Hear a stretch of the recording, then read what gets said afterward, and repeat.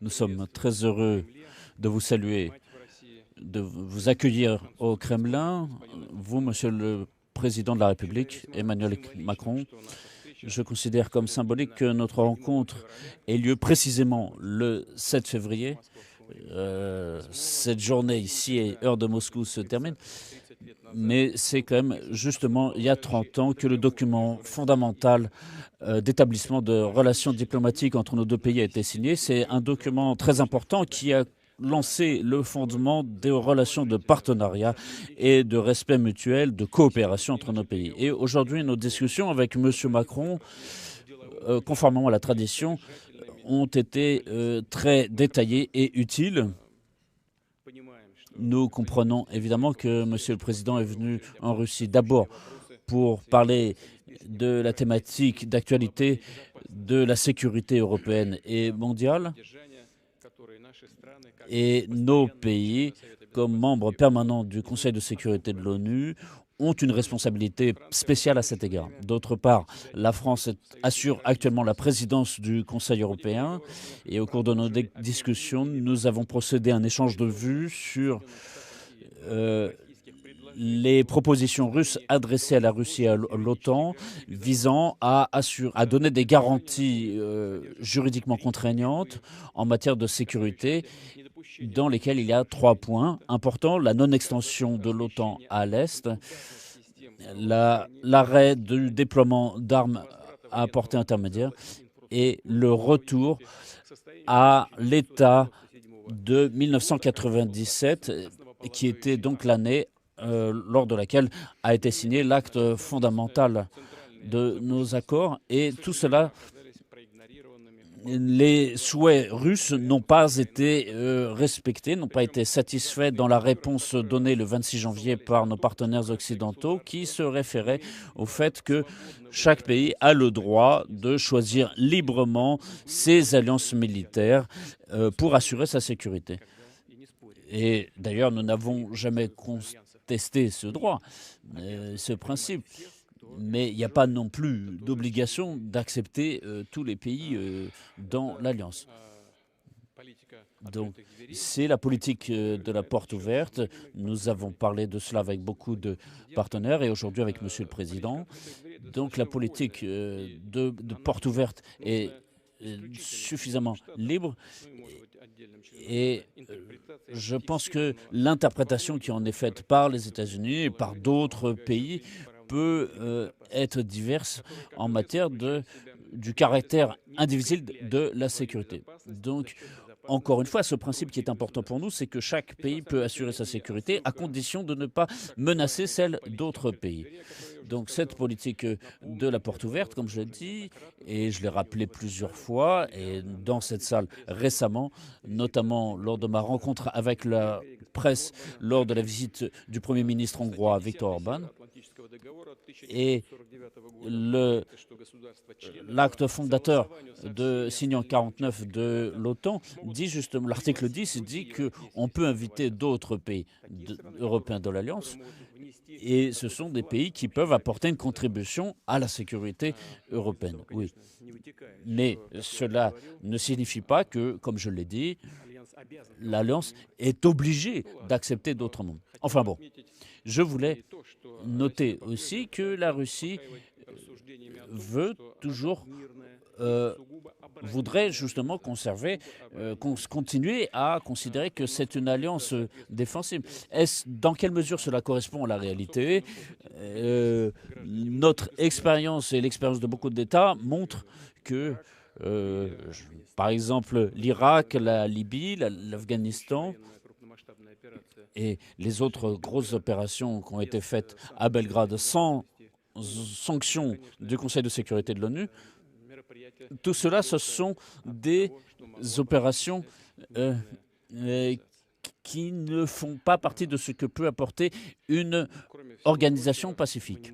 D'autre part, nous ne pouvons pas passer outre la définition stratégique donnée par l'OTAN en 2019, dans laquelle l'OTAN est désignée comme menace et comme adversaire. Et dans cette infrastructure militaire, qui se rapproche de nos frontières, elle se considère qu'elle a le droit de nous donner des leçons, de nous dire où placer nos troupes, où faire des manœuvres, etc. Et encore une fois, je dis que aujourd'hui, il y a cette présence qui est considérée aujourd'hui comme une menace pour l'Ukraine, mais il y a d'autres pays, les pays baltes, d'autres pays voisins. Sur quelle base ils abritent des troupes de l'OTAN, je ne sais pas. Mais enfin, tout cela fait que ça a une politique assez étrange vis-à-vis de la Russie, et les pays continuent, les autres pays occidentaux continuent à augmenter la puissance militaire de l'Ukraine, à participer à sa formation, à sa modernisation, et en envoyant des instructeurs, des spécialistes. Nous en avons parlé, tout cela évidemment avec Monsieur le Président pendant plusieurs heures, pendant presque 6 heures en fait, et bien évidemment, j'ai attiré l'attention de Monsieur le Président sur la réticence des autorités de Kiev de respecter leurs obligations des accords de Minsk, et notamment qui avaient été confirmés à Paris et à Berlin. Aujourd'hui, c'est clair que les autorités de Kiev cherchent aujourd'hui à saboter ces accords de Minsk sur des questions importantes comme la réforme constitutionnelle, l'amnistie, le statut particulier de Donbass, et la législation ukrainienne n'a pas encore officialisé la formule dite Steinmeier, qui faisait que les accords de Minsk proposaient, donc un certain nombre de concessions étaient proposées. Et le président allemand actuel, qui était donc le ministre des Affaires étrangères à l'époque, ces propositions n'ont pas été respectées. Et aujourd'hui, il n'y a toujours pas de dialogue direct avec les autorités de Donetsk et Lugansk. Nous avons attiré l'attention du président sur les infractions aux droits de l'homme en Ukraine, l'élimination d'opposants, les restrictions à la presse. D'ailleurs, quand Poroshenko était encore président ukrainien, je lui avais dit que si il y a des problèmes à l'avenir, la Russie est prête à lui accorder l'asile politique. Il y avait eu beaucoup d'ironie autour de cette question à l'époque, mais aujourd'hui, je voudrais confirmer ma proposition, parce que malgré nos divergences importantes sur le règlement dans le Donbass, parce que je considère qu'il a fait beaucoup de fautes, d'erreurs sur ce plan, mais en tout cas, les poursuites dont il fait l'objet en tant que traître national me paraît un petit peu exagéré, et en tout cas, je suis prêt à accorder l'asile politique à M. Poroshenko en Russie. Mais en tout cas, on voit que sur le plan législatif, aujourd'hui en Ukraine, des obstructions sont imposées à l'égard de la population russophone, et l'usage de la langue maternelle est un peu bizarre aujourd'hui. Cela ne correspond pas vraiment à une position correspondant à l'esprit des pays européens. Donc les questions de garantie sur la sécurité en Europe et le règlement ukrainien, le président l'a dit aujourd'hui, a l'intention de discuter de tout cela lors de sa rencontre demain avec les autorités ukrainiennes. Nous avons abordé d'autres problèmes internationaux et régionaux, la question autour du Nagorno-Karabakh, le rôle positif des soldats de la paix russes au Karabakh, qui permettent de rétablir les modalités habituelles de vie normale sur place. Et il y a le groupe de Minsk de l'OSCE aussi, et dans la résolution des problèmes économiques, humanitaires sur place. Monsieur le Président a rendu compte un petit peu de ses entretiens avec Monsieur Michel, et les questions avec le Premier ministre arménien et le président azerbaïdjan. Nous avons parlé de la question de l'accord sur le nucléaire iranien de 2015 et qui a été validé par la résolution 2231 du Conseil de sécurité de l'ONU.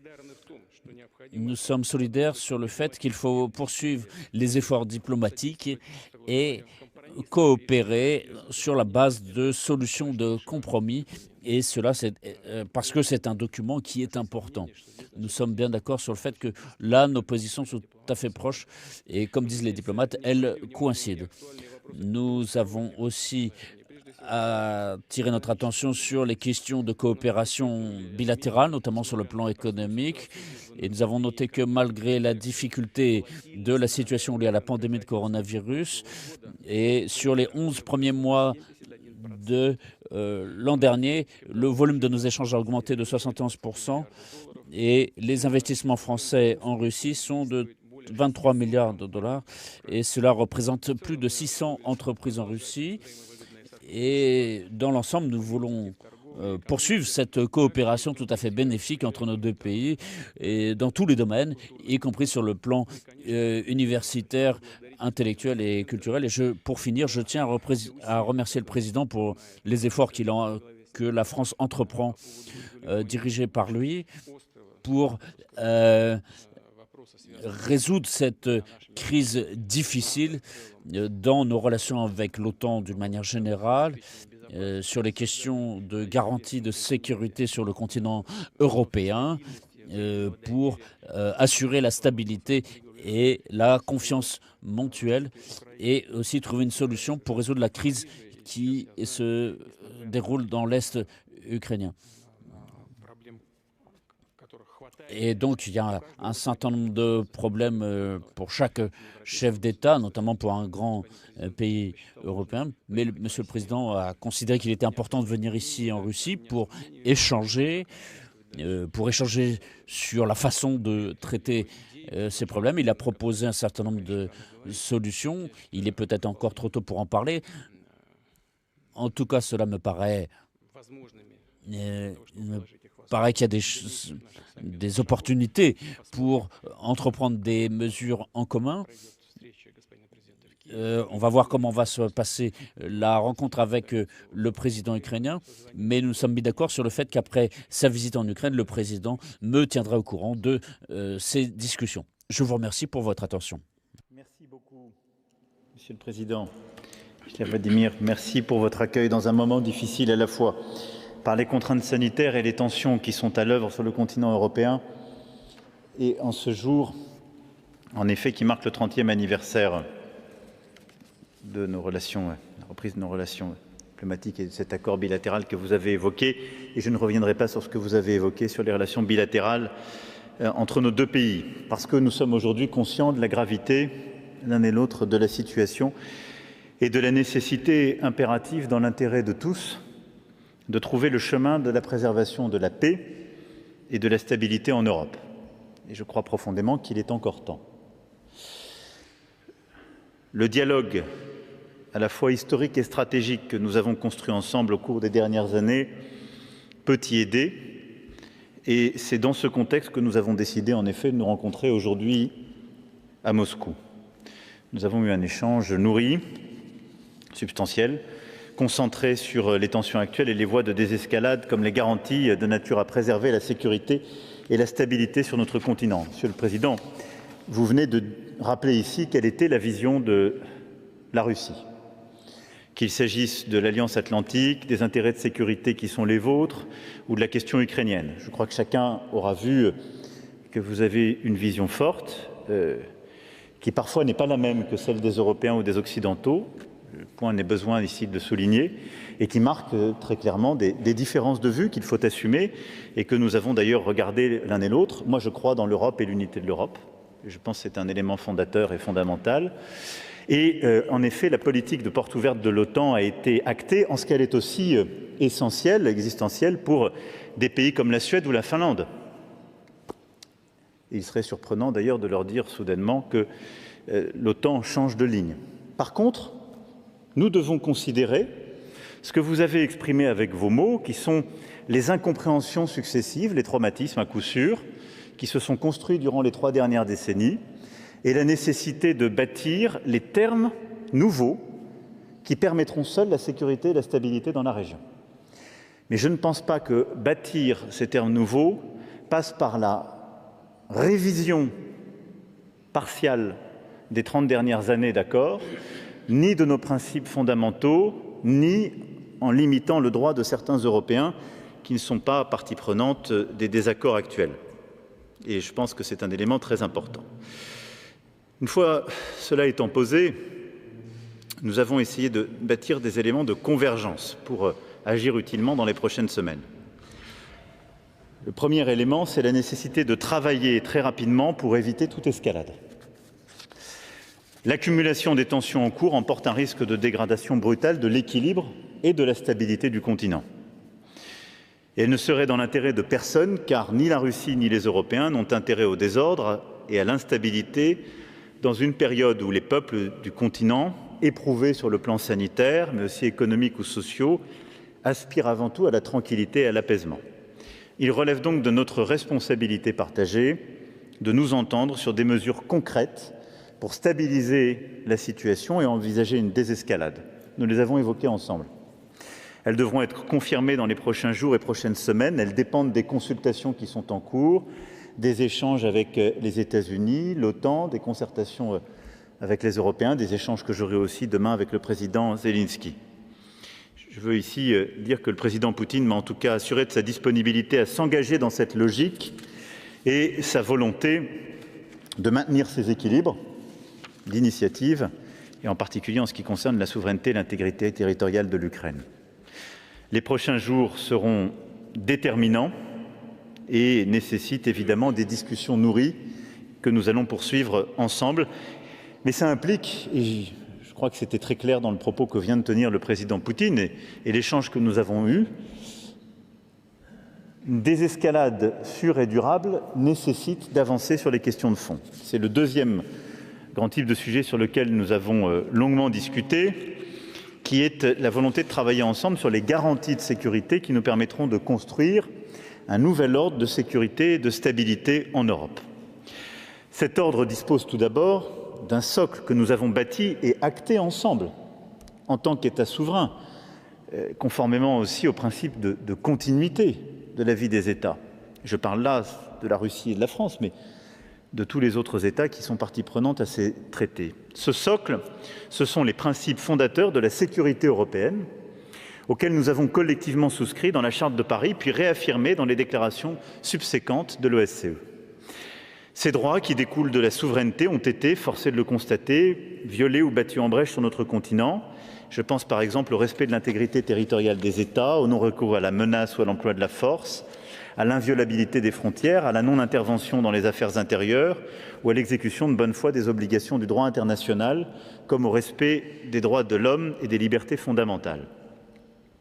Quelle que soit la lecture historique que nous faisons des crises, des déséquilibres qui ont bousculé ces dernières années, la sécurité de notre continent, dont nous avons là aussi longuement parlé, pour être maintenue, a besoin que nous ne reproduisions pas ici les erreurs du passé. Et donc, nous avons passé plusieurs heures à échanger aujourd'hui, mais c'est aussi le fil d'un échange et de discussions reprises et commencé il y a plusieurs années. Je mesure les malentendus qui se sont installés, les traumatismes qui font partie aussi de l'histoire des peuples. Je ne mésestime pas non plus les morsures du passé et les traumatismes qui existent chez plusieurs membres de l'Union européenne qui ont vécu un XXe siècle différent de celui de la France. Et je crois que nous ne pouvons pas construire ni notre présent ni notre avenir en faisant fi de cela. Ça n'a pas disparu durant ces 30 dernières années. Mais nous ne pouvons pas courir le risque collectivement de voir revenir en Europe le spectre de la confrontation, des sphères d'influence, de l'instabilité et du désordre. Cela créerait d'autres fractures, d'autres rancœurs, d'autres menaces. Il est toujours simple de commencer un conflit, beaucoup moins de savoir le terminer et de bâtir une paix durable. C'est pourquoi je ne crois pas que nous soyons condamnés à choisir entre de nouvelles règles ou l'absence de règles. C'est ce qui relève chez moi de l'optimisme de la volonté. Parce que je sais l'attachement de la Russie à la souveraineté et aux droits qu'elle emporte, j'ai la conviction que nous pourrons construire la sécurité et la stabilité en Europe en réaffirmant et en respectant l'acquis de l'OSCE que nous avons construit ensemble. Mais aussi en bâtissant des solutions nouvelles, peut-être plus innovantes, sur justement notre capacité à apporter des garanties concrètes de sécurité.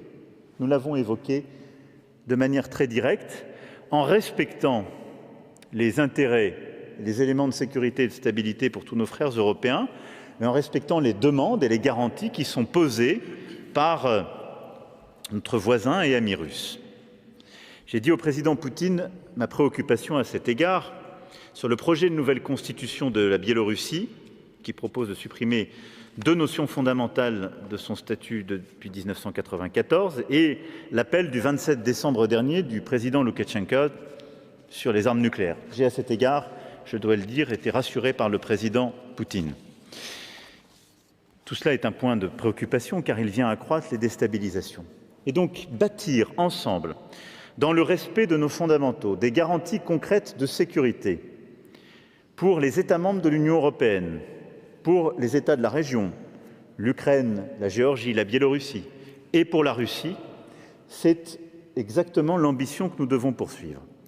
Nous avons eu une discussion qui a permis d'enclencher une série de propositions sur lesquelles je crois pouvoir dire qu'il y a des termes de convergence entre la Russie et la France. Vous avez vous-même commencé des discussions avec l'OTAN, les États-Unis d'Amérique. Il nous appartient dans les prochains jours et les prochaines semaines de poursuivre ces discussions concrètes pour bâtir précisément ces nouvelles garanties de paix et de sécurité. À cet égard, les demandes de garantie formulées de longue date par la Russie sur la limitation des déploiements militaires, la transparence des activités militaires conventionnelles en Europe, la transparence sur la défense antimissile et le régime de contrôle et de limitation post-FNI sur les missiles de courte portée et intermédiaire sont autant de demandes de la Russie qui correspondent exactement aux demandes formulées par les États européens. Je ne doute pas que nous serons en capacité d'apporter une réponse collective, nous tous Européens, mais aussi alliés et Américains. Nous avons très récemment démontré notre capacité à travailler ensemble, en particulier au sein du P5, qui réunit les membres permanents du Conseil de sécurité des Nations Unies. Aussi, je pense, comme d'ailleurs nous l'avions évoqué l'un et l'autre, que ce format serait aussi de nature à nous permettre d'avancer sur ces sujets et de pouvoir, en particulier sur les questions de maintien de la paix et de sécurité, là aussi bâtir des solutions communes. Le troisième sujet sur lequel nous avons acté des éléments de convergence et d'exigence, même si j'ai noté que dans son propos, le président est surtout revenu sur les éléments de préoccupation, est le règlement du conflit russo-ukrainien. Je me rendrai demain à Kiev pour rencontrer le président Zelensky. Et nous sommes évidemment en parfaite coordination sur ce point avec le chancelier Olaf Scholz, avec lequel je me suis étroitement coordonné il y a quelques jours et que je retrouverai demain en fin d'après-midi à Berlin. Nous poursuivons nos efforts au sein du format Normandie en vue de la pleine mise en œuvre des accords de Minsk et d'une résolution durable du conflit dans le Donbass. La dernière réunion des conseillers du format Normandie a permis d'acter le soutien inconditionnel de l'ensemble des parties prenantes au respect du cessez-le-feu, ce qui est une avancée réelle. Et nous souhaitons bâtir sur cette dynamique afin d'avancer de manière très concrète et de continuer la mise en œuvre de ces accords strictement et en totalité. Et nous sommes revenus sur plusieurs points techniques durant la discussion. Je veux ici saluer les efforts faits par le président Zelensky, en particulier les engagements clairs qu'il a pris dans ce format et vis-à-vis de nous tous, de retirer les lois qui n'étaient pas conformes justement aux accords de Minsk, puisque les lois évoquées par le président Poutine ont bien été retirées à l'initiative du président Zelensky, de la même manière que le président Poutine a pu m'apporter pleine clarification sur les rumeurs qui courent de lois qui seraient ici déposées, qui ne seraient pas non plus conformes à ces accords. Il n'en serait pas du tout question non plus. Sur la base de cette situation clarifiée, nous devons continuer à avancer, nous réengager. C'est essentiel pour la paix et la stabilité en Europe, car ce conflit est au cœur des tensions que nous vivons aujourd'hui et il est nécessaire de parvenir à un règlement qui permettrait que la Russie et l'Union européenne puissent réengager fortement leurs relations. Nous avons aussi évoqué plusieurs autres sujets. Enfin, la question évidemment conflit entre l'Arménie et l'Azerbaïdjan. Et je veux ici me féliciter de la libération de 8 prisonniers qui est effective depuis ce matin. Le transfert s'est fait dans un avion mis à disposition par notre centre de crise et qui fait suite en effet à la visioconférence que nous avons tenue avec le Premier ministre Pachinian et le président Aliyev vendredi dernier. Et le président Aliyev a donc tenu l'engagement pris à notre égard sur le sujet des prisonniers, des disparus, de la frontière, des infrastructures de connexion, comme des éléments futurs de stabilité. Nous avons échangé de manière très directe. Je crois pouvoir dire d'ailleurs que nous avons une communauté de vues, Président, sur ce sujet. Et je veux ici saluer en effet le rôle que vos troupes ont pu avoir à la frontière dans un temps qui est extrêmement difficile. Et comme vous, souligner l'importance en effet du comité de Minsk dans le cadre justement des accords qui sont aujourd'hui les nôtres et donc du rôle tout particulier que la Russie et la France jouent à cet égard. Nous avons également évoqué la question iranienne, suite aux initiatives prises récemment par les États-Unis d'Amérique et les Européens, et là aussi une vraie convergence de vues sur ce sujet. Voilà, je ne serai pas plus long, je veux simplement dire que dans le moment extrêmement grave que nous vivons pour notre sécurité collective et la paix en Europe, nous avons pu mesurer les éléments aujourd'hui d'interprétations différentes ou de désaccords relatifs, mais également les éléments de convergence. Notre devoir est de travailler ensemble pour avancer. Je crois pouvoir dire que nous sommes l'un et l'autre convaincus qu'il n'y a aucune solution raisonnable et durable qui ne passe par le truchement des voies diplomatiques et politiques. Les prochains jours et les prochaines semaines seront donc marqués par des contacts que nous allons intensifier avec évidemment l'ensemble de nos partenaires européens, avec nos alliés, avec également l'Ukraine et les autres pays de la région. Nous aurons l'occasion, dès d'ailleurs les prochains jours, de rééchanger ensemble par voie téléphonique. Et sur le sujet de l'Ukraine comme de notre sécurité collective, notre volonté est de bâtir le cadre de confiance qui nous permettra d'avancer. Avec une même volonté, préserver la stabilité, la paix et réenclencher des mécanismes de confiance pour notre Europe. C'est notre responsabilité collective et je veux ici dire l'engagement plein et entier de la France en la matière. Je vous remercie, Président, pour votre accueil aujourd'hui. Спасибо огромное. Коллеги, мы начинаем пресс-конференцию двух президентов. Российские и французские журналисты смогут задать по 2 вопроса. Deux questions pour chaque partie. Donc la première question pour les Français. Bonsoir, Messieurs les Présidents. Une question pour chacun d'entre vous. Monsieur le Président Macron, vous multipliez depuis bientôt 5 ans les gestes à l'égard de la Russie avec des résultats assez décevants, comme en témoigne la crise qui vous amène ici, mais également la présence au Mali de mercenaires russes qui attisent un sentiment anti-français au point de remettre en cause notre présence là-bas. Votre action, Monsieur le Président, a-t-elle encore un sens, un effet, et si oui, lequel? Une question ensuite pour Monsieur le Président Poutine, une question simple que tout le monde se pose. Monsieur le Président Poutine, comptez-vous envahir l'Ukraine et si oui, sous quelle forme? Et sur le Mali, pouvez-vous vous assurer, les yeux dans les yeux, face au Président Emmanuel Macron, que votre gouvernement n'a rien à voir avec les mercenaires sur place? Merci pour vos réponses.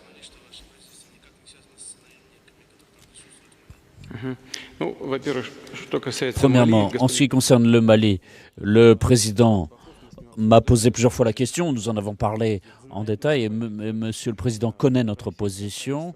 Le gouvernement russe n'a rien à voir avec ces entreprises privées qui travaillent au Mali. Autant que je sache, le gouvernement du Mali n'a fait aucune remarque sur la présence de ces compagnies privées. Donc là, il faut s'en tenir à la logique générale qui s'applique aussi à l'OTAN et aux membres de l'organisation. Si le Mali a fait le choix de travailler avec ces compagnies, c'est son choix. Mais je tiens à souligner, et j'ajouterai aussi quelque chose à Monsieur le Président, après la conférence de presse, l'État russe n'a rien à voir avec cela. Il y a des intérêts commerciaux, nos compagnies privées s'entendent avec le gouvernement. Nous suivrons cela de façon plus attentive, mais nous n'avons pas de lien avec ça.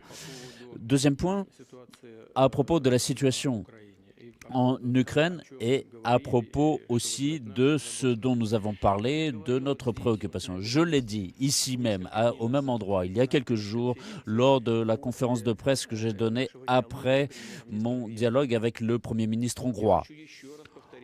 Encore une fois, je veux répéter cette logique.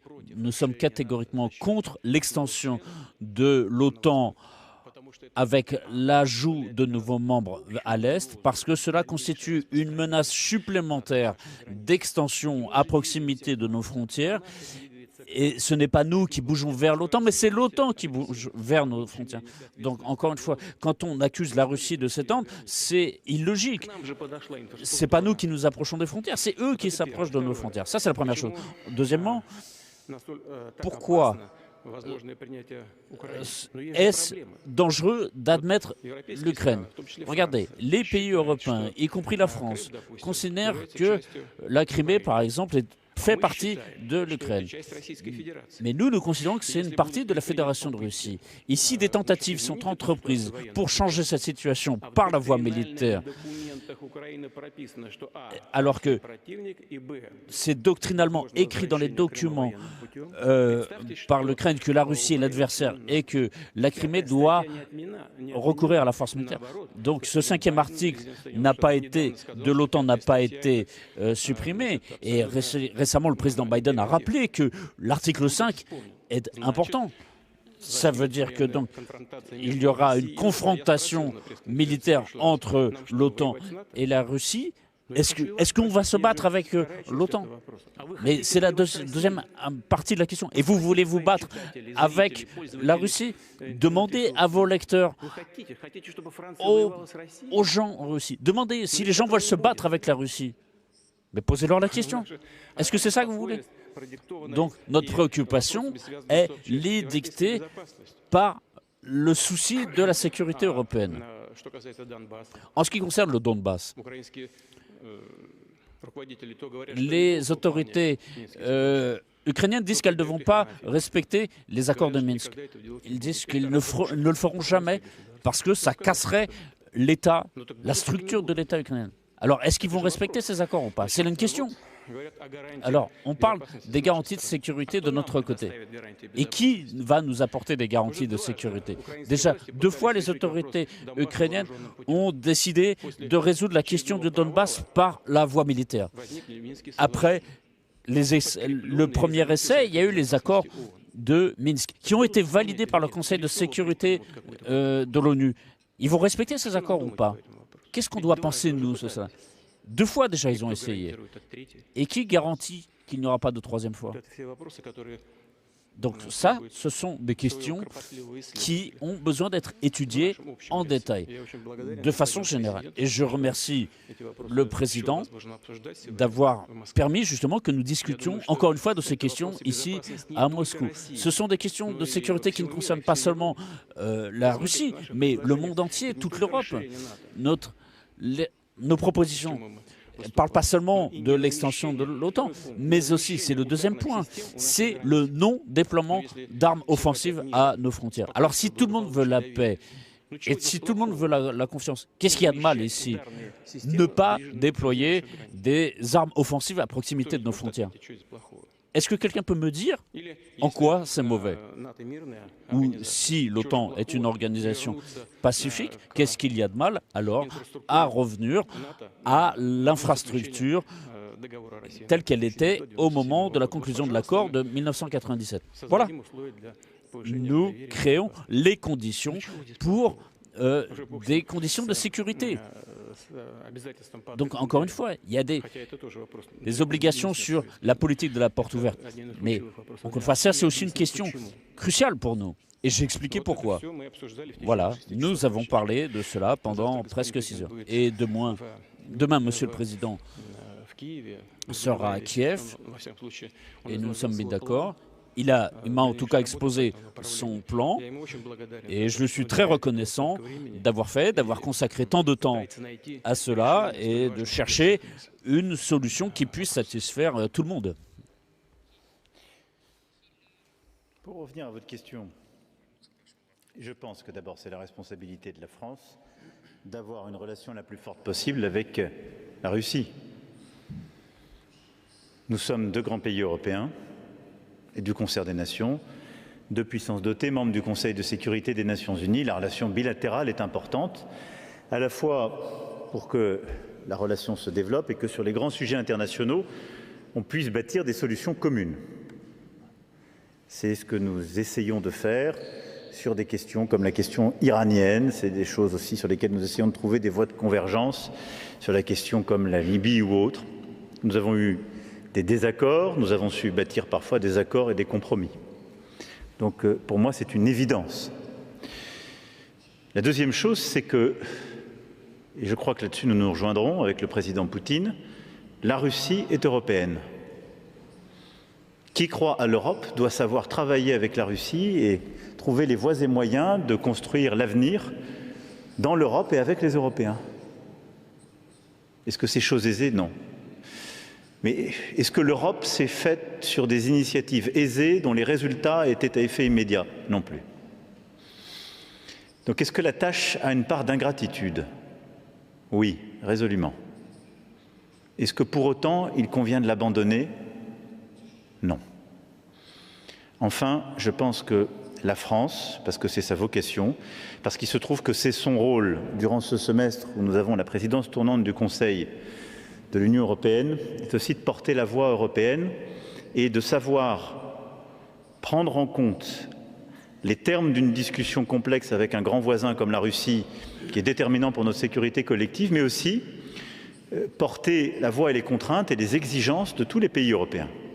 C'est ce que je me suis employé à faire ces derniers jours par une concertation étroite et en essayant ici d'être aussi celui qui peut contribuer à chercher cette voie. Et vous savez, j'ai une conviction simple. Si nous ne discutons pas avec la Russie, est-ce que nous accroissons notre capacité collective à bâtir la paix? Non. À qui laissons-nous la place? À d'autres. Donc je pense que nous avons des désaccords, vous les avez constatés et nous les assumons. Il y a des moments où nous n'arrivons pas à faire avancer les choses, c'est ainsi, et c'est le résultat de ces désaccords. Je pense que nous pouvons aussi, à chaque étape, tâcher de bâtir des compromis. En tout cas, je considère que c'est ma responsabilité. Aussi longtemps que ces compromis préservent nos intérêts et ceux de tous nos partenaires et alliés. C'est la tâche qui est la nôtre. Et donc les jours, semaines qui viennent nous mettent devant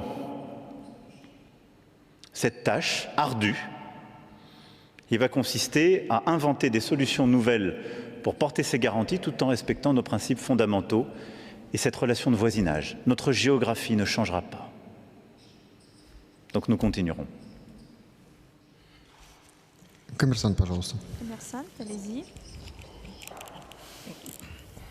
Доброй ночи. Андрей Колесников, газета «Коммерсант». Ma question est pour le président russe. Monsieur Poutine, comment évaluez-vous les perspectives du règlement au sud-est de l'Ukraine? À votre avis, les accords de Minsk sont-ils toujours en vie? Et la question pour le président français au même sujet. Si je comprends bien, vous avez décidé de passer la nuit à Moscou. C'est demain matin que vous allez vous rendre à Kiev, où vous avez l'intention d'avoir une réunion avec M. Zelensky.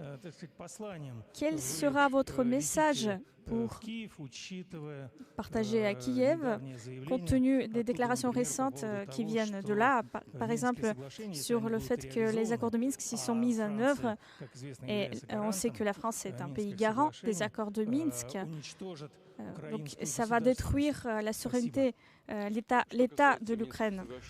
En ce qui concerne les accords de Minsk, ils sont toujours en vigueur ou pas? Est-ce qu'ils ont une perspective ou pas? Simplement, il n'y a pas d'autre alternative, c'est ce que je considère. Je le répète encore une fois, À Kiev, ils disent qu'ils vont respecter, après ils disent qu'ils vont les détruire, qu'ils ne vont pas les respecter parce qu'ils vont détruire le pays. Le président ukrainien a dit récemment qu'aucun des points de l'accord ne le plaisait. Mais que ça plaise ou non, il faut respecter. Il n'y a pas d'autre solution. S'ils ne veulent pas discuter directement avec les représentants de Donbass. Mais pourtant, c'est écrit noir sur blanc. C'est le point numéro 12, le point 9, le point 11 des accords de Minsk. Et ils doivent s'entendre avec les autorités de ces territoires. Ils doivent valider ces points-là avec eux. Sinon, comment ce travail peut se faire? Ce n'est pas possible. Et donc ici, il faut du courage, reconnaître ce qui est écrit et ne pas détourner ce qui est écrit noir sur blanc. Et donc, les autorités actuelles ont remporté les élections sur le fait qu'ils allaient remporter pacifiquement cette bataille.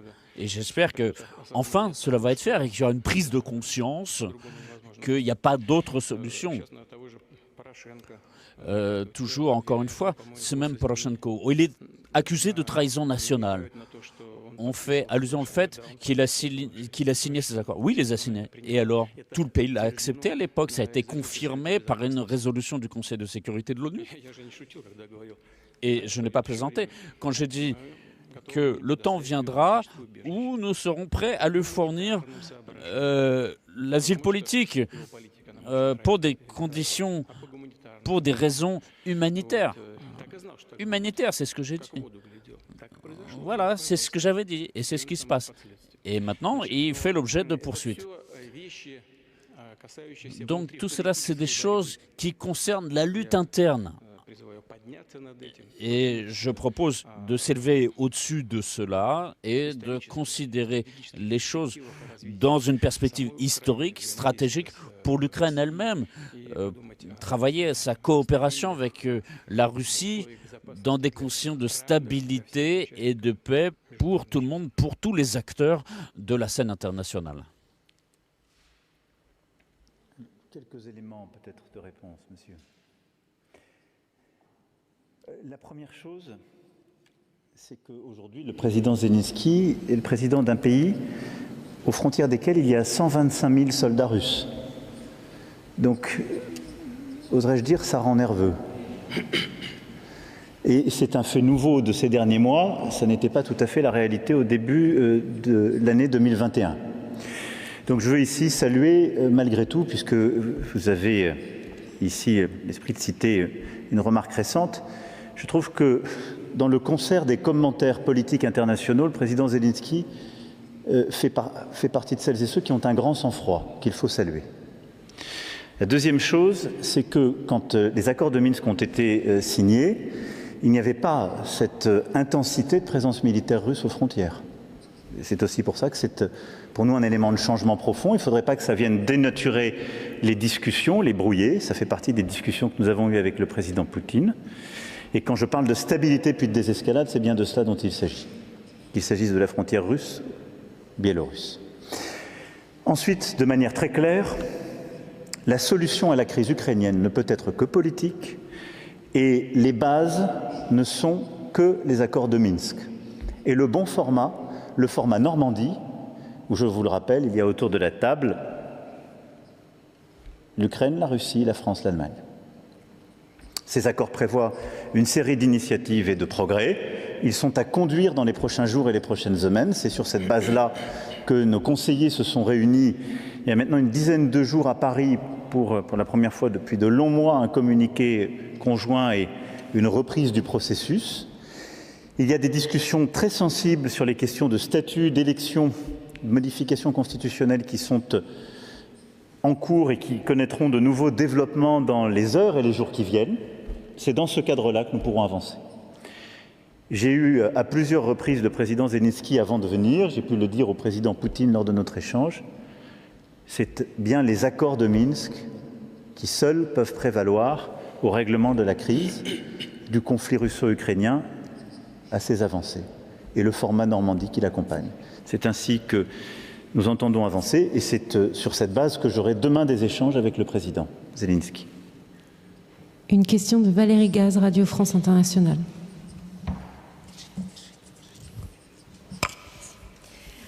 Bonsoir, messieurs les présidents. Monsieur le président Macron, avec quelle casquette êtes-vous venu à Moscou aujourd'hui? Parlez-vous au nom de la France ou de tous les Européens? Le chancelier Scholz est actuellement à Washington.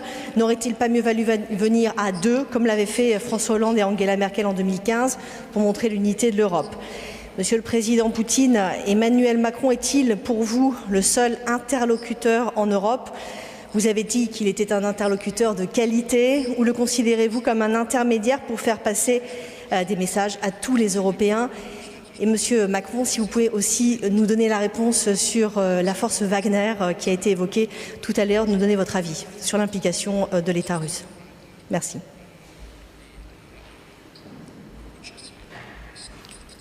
Ну, я уже сказал по поводу Вагнера. Я сказал, что российское государство к этому не имеет никакого отношения. Говорит совершенно ответственным, без всяких задних мыслей. А мне договариваются их местные власти. Un accord a été conclu entre les autorités maliennes et les compagnies privées. Ils sont satisfaits du travail. L'État russe ici n'y est pour rien. En ce qui concerne la première partie de votre question, encore une fois, je voudrais souligner cela. Je l'ai dit, mais je voudrais bien que vous m'entendiez. Et pensez aussi à ceux qui vont vous lire. Est-ce que vous comprenez ou pas que si l'Ukraine fait partie de l'OTAN et de façon militaire va reprendre la Crimée, les pays européens seront automatiquement impliqués dans un combat dans un conflit militaire avec la Russie. On comprend bien ça. Et on sait bien que la Russie est une des puissances nucléaires ici et que sur ce plan, elle dépasse beaucoup de ses concurrents. Et il n'y aura pas de gagnant dans ce conflit. Vous n'auriez même pas le temps de cligner des yeux. Et voilà, le président ne veut pas non plus cette évolution. Et moi non plus, je ne la veux pas. Je ne le veux pas. Et c'est pour ça qu'il est ici présent et que depuis 6 heures, il me torture avec ses questions, avec ses propositions de solutions. Mais je considère que c'est une mission tout à fait noble et je le remercie d'avoir entrepris ces démarches pour trouver un compromis et de considérer les propositions que nous avons envoyées à Washington, à l'OTAN. Aucun des points que nous considérons comme non exécutables. Il y a des questions courantes, par exemple sur la situation dans le Donbass. La Russie, le président l'a dit, la Russie organise des exercices militaires, etc. Et il y a ces 120 000 hommes qui sont concentrés, etc. Dans le Donbass, c'est pareil. Donc 2 fois, ils ont essayé militairement de le faire dans le Donbass. Et ils ne l'ont pas caché d'ailleurs. Ils ont utilisé le matériel militaire, l'aviation militaire. Et qui va nous donner des garanties que ce ne sera pas une agression contre nous? Donc cela nous préoccupe. Donc tout cela est complexe. C'est un ensemble de points qui sont intriqués les uns avec les autres, mais j'espère que demain, Monsieur le Président, et je comprends bien que ce ne sera pas facile, ce sont des questions difficiles, mais nous sommes mis d'accord sur le fait qu'après ces consultations avec les autorités ukrainiennes, il me donnera un retour sur ce que les autorités ukrainiennes considèrent comme acceptable aujourd'hui ou pas, comment on peut continuer à discuter, comment on peut avancer. Quelques remarques. D'abord, je veux vous rassurer, nous avons une coordination très étroite avec le chancelier Scholz, que j'ai été visiter à Berlin la semaine dernière, il y a 15 jours, pardon, et avec lequel j'ai échangé à plusieurs reprises depuis. Et nous aurons une coordination dès notre retour et de Washington et de Moscou. De la même manière qu'en tant que président du Conseil de l'Union européenne pour ce semestre, j'ai pu échanger avec l'ensemble de mes collègues qui sont les plus exposés à cette situation et qui ont des préoccupations ou des voix fortes sur ce sujet. Et ces derniers jours ont été d'ailleurs marqués par toutes ces consultations, y compris d'ailleurs avec britanniques et américains à 2 reprises. Donc les consultations sont extrêmement intenses. Le chancelier, lui, viendra la semaine prochaine. Parce que ce que je fais aujourd'hui est très différent des situations que nous avons pu connaître, et en 2008 et en 2014.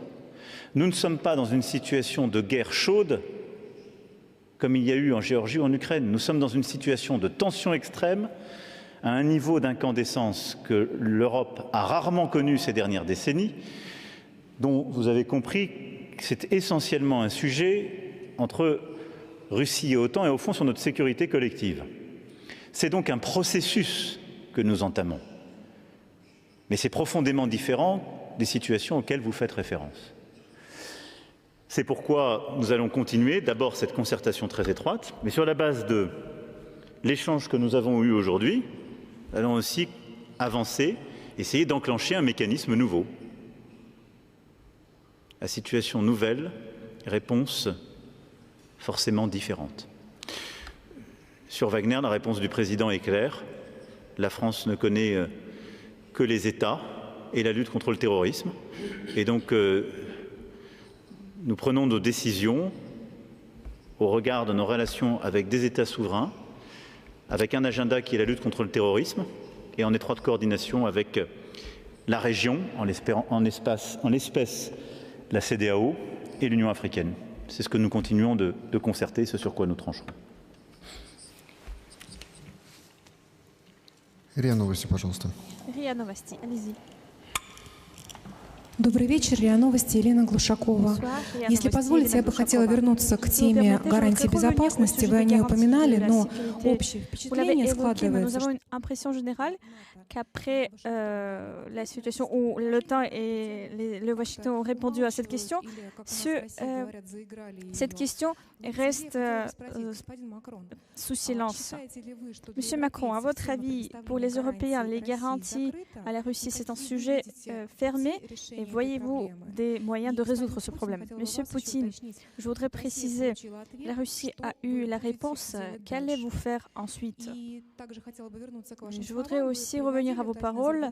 Vous avez dit l'un des arguments de nos partenaires concernant l'Alliance, concernant le caractère pacifique de l'Alliance. Je vous rappelle que ce n'est pas une organisation militaire de l'OTAN, mais l'organisation politique. Et un autre argument selon lequel les décisions sont prises par le consensus au sein de l'OTAN, si un nombre de pays membres sont contre l'adhésion de l'Ukraine, ça n'aura pas lieu. Que pourriez-vous dire de vos préoccupations là-dessus? En ce qui concerne le caractère militaire ou non militaire de cette organisation, je l'ai déjà dit ici, il y a le bombardement de Belgrade, l'Irak, la Syrie, l'Afghanistan, etc. Comment? Ce n'est pas militaire. Mais si, c'est complètement militaire. À propos du fait que certains pays peuvent être contre l'adhésion de l'Ukraine ou de la Géorgie dans l'organisation. Nous le savons, nous l'avons entendu souvent.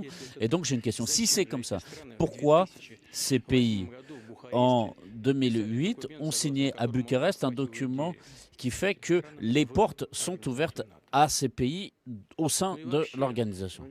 Et même de manière générale, ça fait 30 ans que nous cherchons à convaincre de ne pas faire telle chose, première chose, deuxième chose, troisième chose.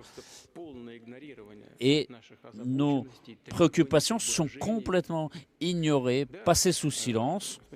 Oui, Monsieur le Président, au cours de notre discussion, il ne va pas être fâché contre moi, il a dit vous-même, vous avez enfreint l'intégrité territoriale.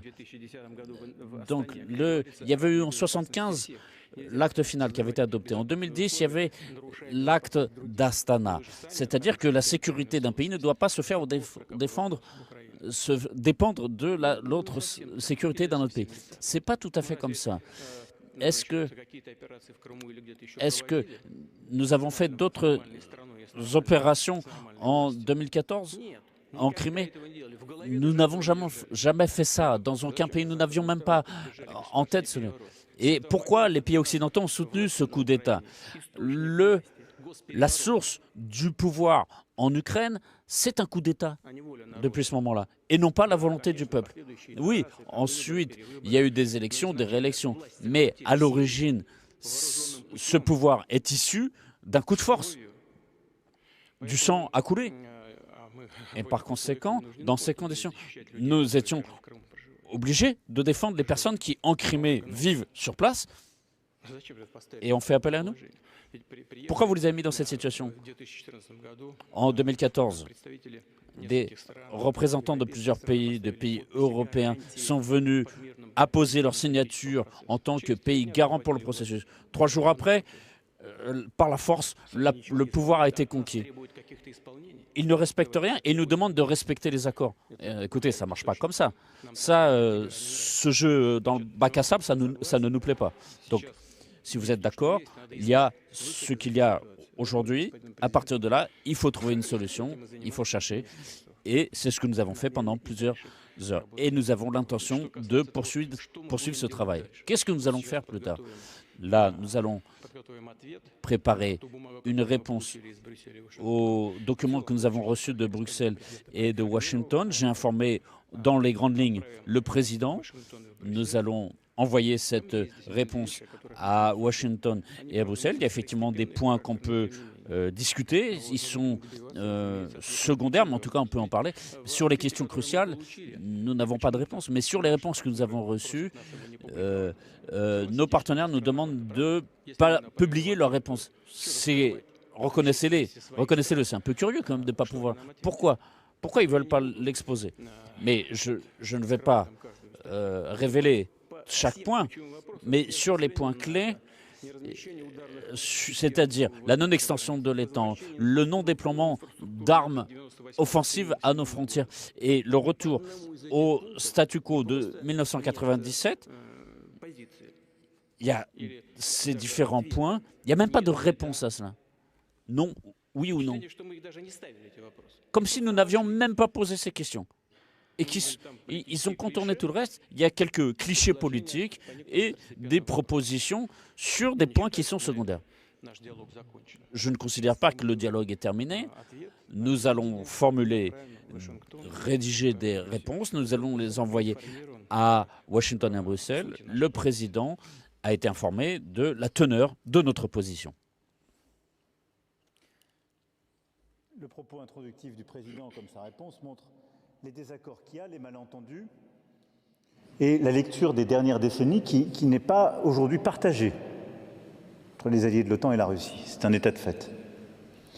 Parce que cette charte qu'on évoque depuis tout à l'heure, cette charte de Paris, le texte de l'OSCE, met aussi très clairement noir sur blanc le respect de la souveraineté, de l'intégrité territoriale, des droits de l'homme, des principes qui ont aussi été violés, pas par l'OTAN. Bon. Donc la situation est là. Et il est évident que ni l'OTAN ni les États-Unis d'Amérique ne vont donner droit à toutes les demandes qui ont été faites par la Russie dans un contexte de très forte pression militaire, comme je l'évoquais tout à l'heure, aux frontières de l'Ukraine, et avec chaque jour des nouvelles qui sortent pour dire qu'une attaque va être lancée. J'ai entendu les propos du président, sa volonté d'avancer sur un règlement politique. Mais la situation est là, celle d'une grande tension. Donc, trouver un accord et construire une solution politique, ça ne veut pas dire on est d'accord sur tout, circuler. Il y a un processus qui a été entamé.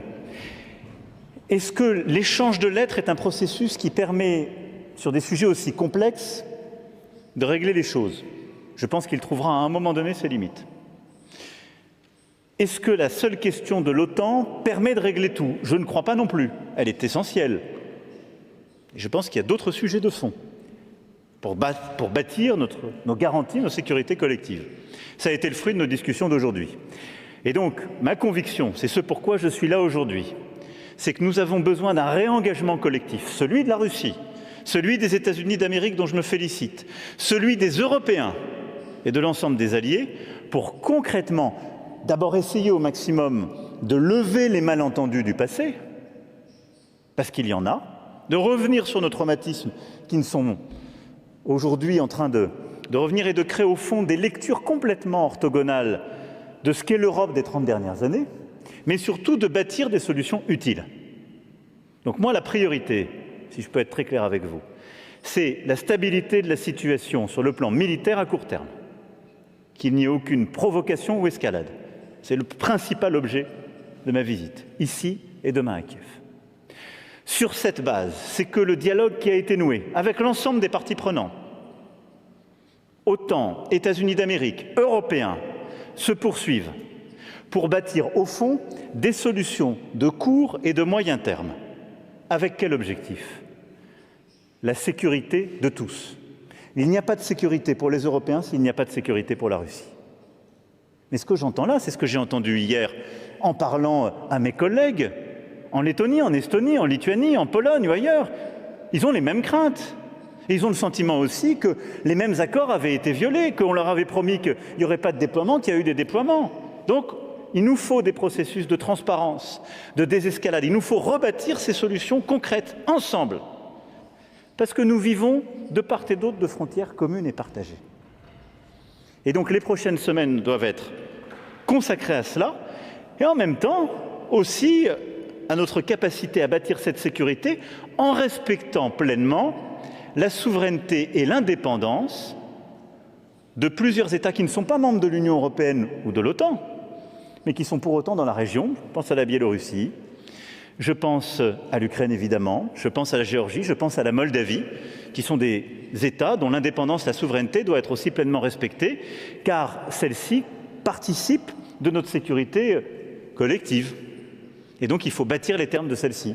Sur l'Ukraine, on en connaît le cadre, ce sont les accords de Minsk et le processus de Normandie, mais sur tout le reste, il faut avoir un débat extrêmement franc et transparent. Stabilité,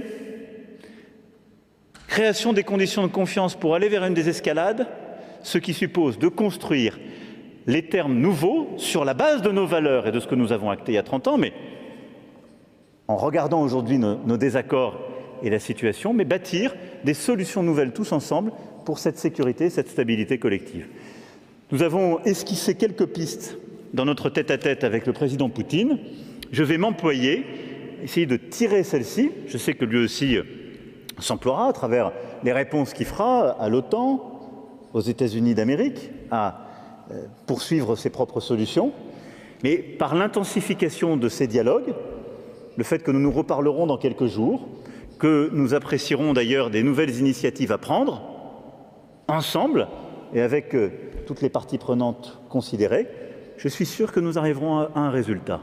Il n'est pas aisé, mais j'en suis sûr.